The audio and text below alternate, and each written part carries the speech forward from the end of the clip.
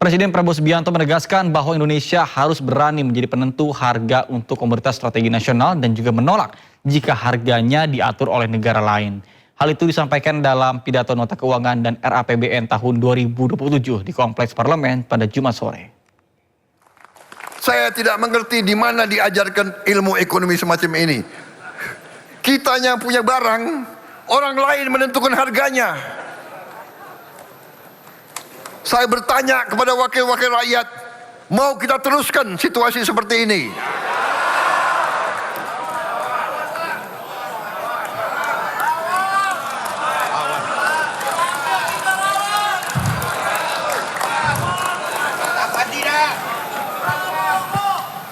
Emak-emak susah payah membatik, orang lain yang menentukan harga batik yang mau dijual. Luar biasa.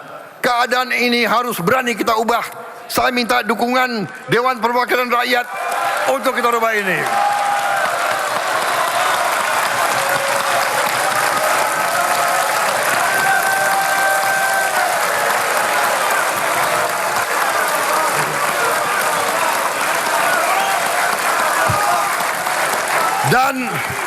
Dan saya katakan di sini, saya yakin saudara-saudara mendukung saya. Kalau mereka tidak mau bayar harga yang kita pasang, nggak usah beli.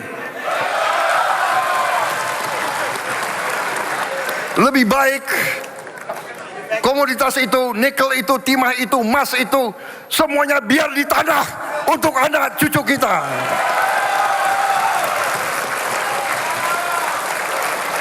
Batu bara kita, gas kita, minyak kita, biar di tanah. Kopi kita, biar kita minum sendiri.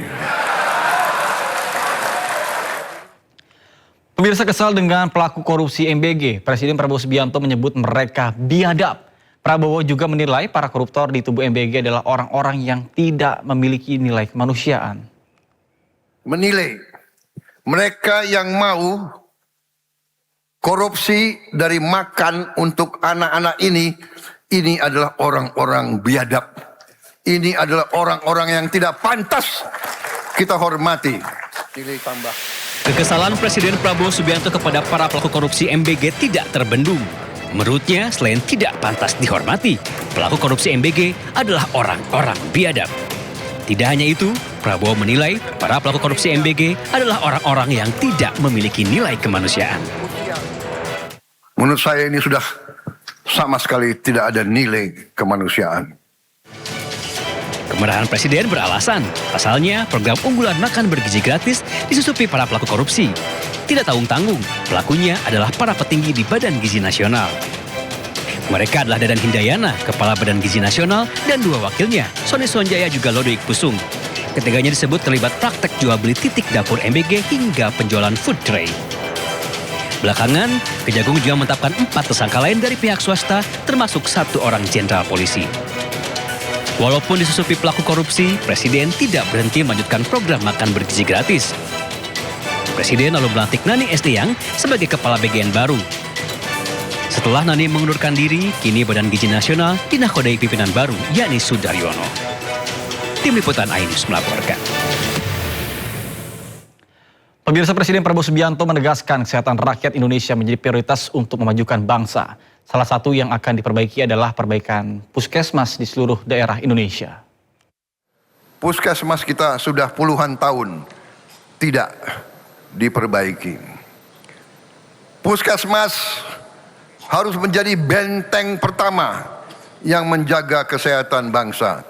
Puskesmas adalah pintu pertama negara ketika rakyat sakit.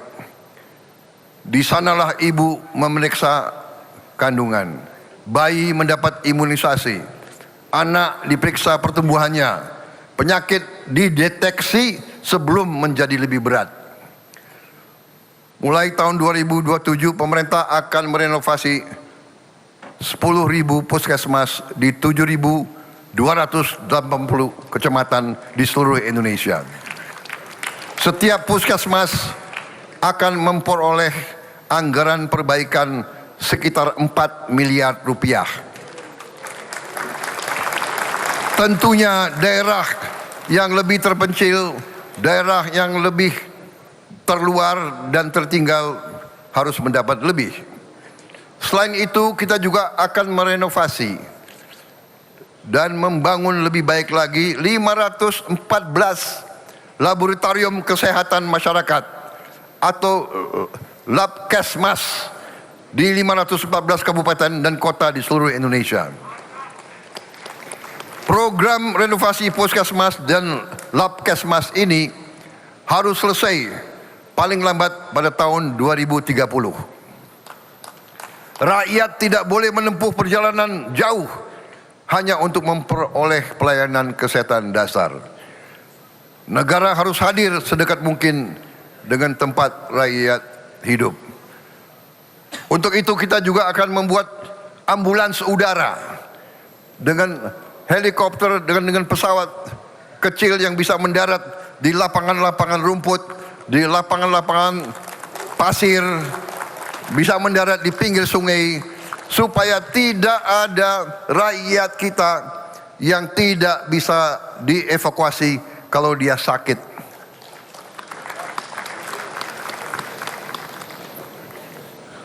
Saya mendapat laporan banyak ibu-ibu yang meninggal karena harus menempuh jalan 7 jam sampai 9 jam pada saat melahirkan.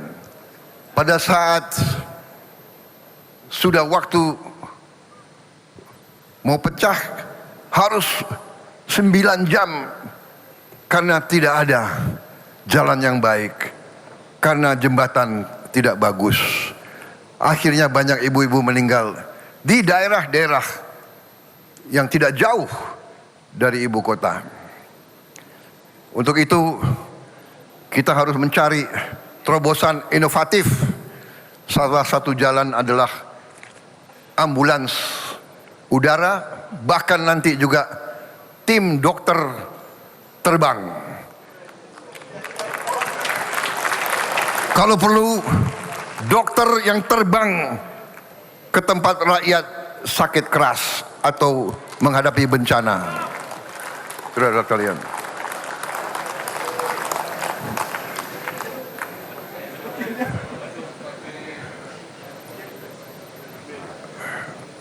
kedua, kita akan membangun dan merevitalisasi 441 rumah sakit umum daerah.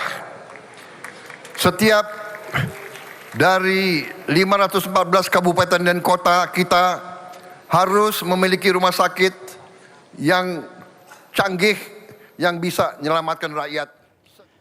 Sebelumnya dalam sidang tahunan MPR RI, Presiden Prabowo Subianto menyampaikan pemerintahannya telah berhasil membuat 121 kebijakan transformatif dalam waktu kurang dari 2 tahun.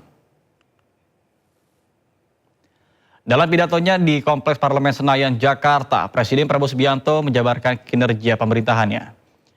Prabowo menyebut telah berhasil mengatasi masalah yang selama puluhan tahun tidak terselesaikan melalui keputusan yang berani dan melahirkan 121 kebijakan transformatif. Di antaranya adalah melakukan swasembada pangan, program makan bergizi gratis, turunnya harga pupuk, peningkatan pertumbuhan ekonomi, nilai investasi yang terus meningkat, pembenahan BUMN hingga kenaikan gaji hakim.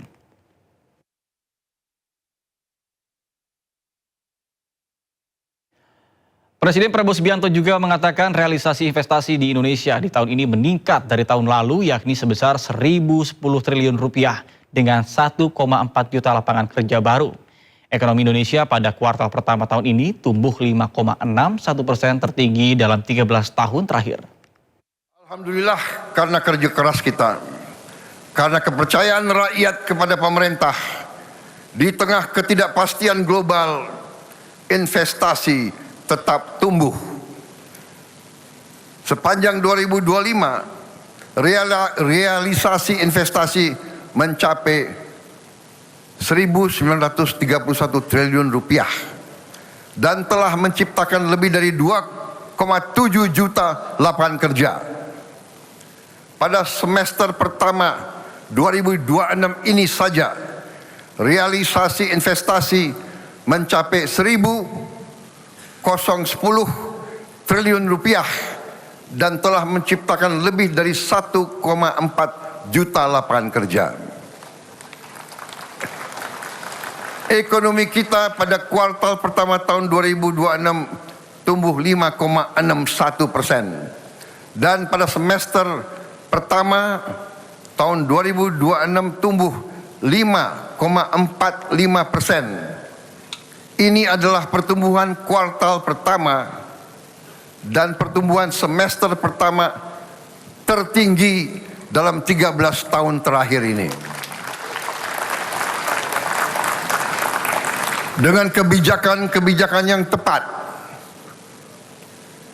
yang rasional, yang menggunakan akal sehat, saya yakin pertumbuhan ekonomi kita di akhir tahun ini bisa mencapai angka 6%. Tetapi saya tegaskan di hadapan majelis ini, bagi saya pertumbuhan dan investasi bukan tujuan akhir.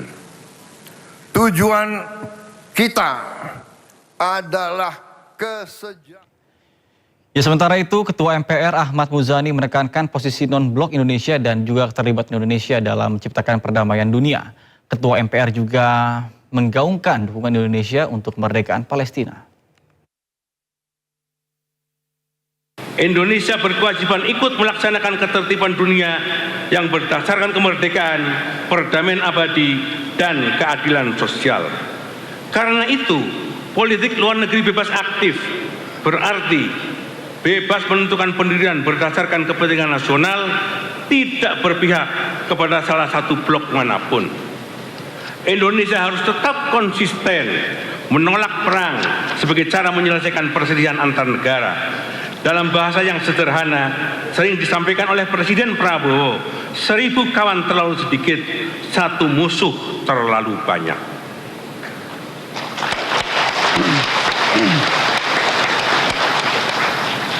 Serangan terhadap negara yang berdaulat tidak dapat dibenarkan. Kedaulatan wilayah dan kemerdekaan politik setiap warga wajib dihormati.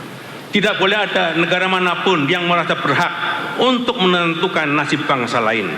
Karena itu, melalui mimbar yang terhormat ini, kami menyerukan penghentian perang di kawasan Timur Tengah dan di belahan dunia lainnya.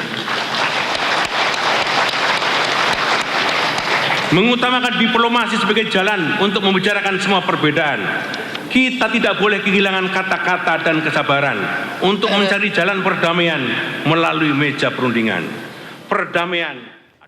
Pemirsa, Dirjen Pembiayaan dan juga Pengelolaan Risiko Kementerian Keuangan mencatat utang pemerintah per 30 Juni 2026 mencapai 10.293,69 triliun rupiah. Sebagian besar utang pemerintah hingga Juni 2026 berasal dari surat berharga negara yang mencapai 87,11%. Posisi utang pemerintah terus meningkat hingga pertengahan 2026. Kementerian Keuangan melalui Direktorat Jenderal Pembiayaan dan Pengelolaan Risiko mencatat utang pemerintah per 30 Juni 2026 mencapai 10.293,69 triliun rupiah atau setara 41,26% terhadap PDB.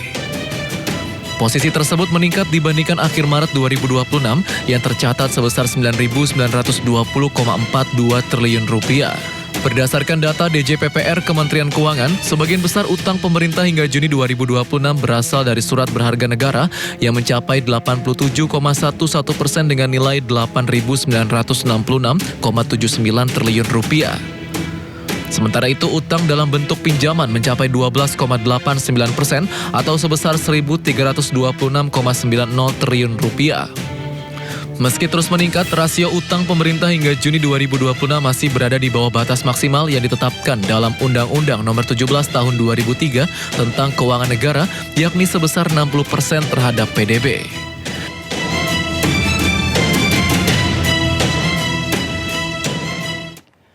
Pemirsa, ada yang menarik dalam sidang tahunan yang digelar pada hari kemarin. Kali ini Presiden Prabowo Subianto mengundang 8 tamu spesial ke gedung DPR MPR RI. Ini hadir bersama kita Presiden Prabowo Subianto mengundang 8 orang dari berbagai elemen masyarakat untuk menghadiri sidang tahunan MPR DPR RI serta sidang bersama dengan DPD RI. Beberapa tamu diantaranya adalah anak-anak dari sejumlah daerah seperti Christine Belo. Terima kasih. Kemudian tidak hanya itu, Presiden juga mengundang Rizky, siswa sekolah rakyat yang terus berjuang mengejar cita-cita di tengah keterbatasan. Rizky pernah mengayuh sepeda. Pemirsa, Menteri Keuangan Republik Indonesia Purbaya Yudisadewa menepis anggapan bahwa pemerintah memburu pengusaha kontrakan terkait dengan pajak penghasilan. Menurutnya terkait dengan pajak kontrakan adalah perlakuan pemungutan pajak penghasilan biasa. Nggak ada secara khusus kita akan ngejar kontrakan itu, biasa aja bisnis siswa. Tapi kan normalnya kalau ada income ya bayar pajak, itu kan biasa. Cuman kalau apa kita akan ngejar kontrakan, nggak ada perintah seperti itu. Jadi bukan pajak baru. Dan Pemirsa, Menteri Hukum Supratman Andi Aktas mendukung putusan MK tentang pasal penghinaan Presiden dan Wakil Presiden. Menurut Supratman, putusan MK tersebut memberikan kepastian hukum terkait dengan pidana yang menyangkut harkat dan martabat Presiden maupun Wakil Presiden.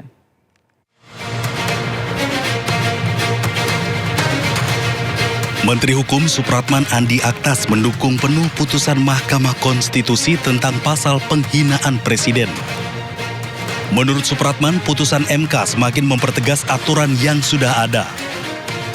Putusan ini juga memberikan kepastian hukum terkait ketentuan pidana yang menyangkut harkat dan martabat Presiden maupun Wakil Presiden. Hal itu disampaikan Supratman saat menghadiri sidang tahunan MPR dan sidang bersama DPR DPD RI di Kompleks Parlemen. Undang-undang KUHP kita sebenarnya itu sudah maksudnya sama, ya kan? Cuman MK mempertegas bahwa hanya presiden dan wakil presiden yang boleh melaporkan. Sebenarnya tidak jauh berbeda, hanya lebih mempertegas dari apa yang diatur di KUHP sebelumnya. Malah bagus, kita dukung.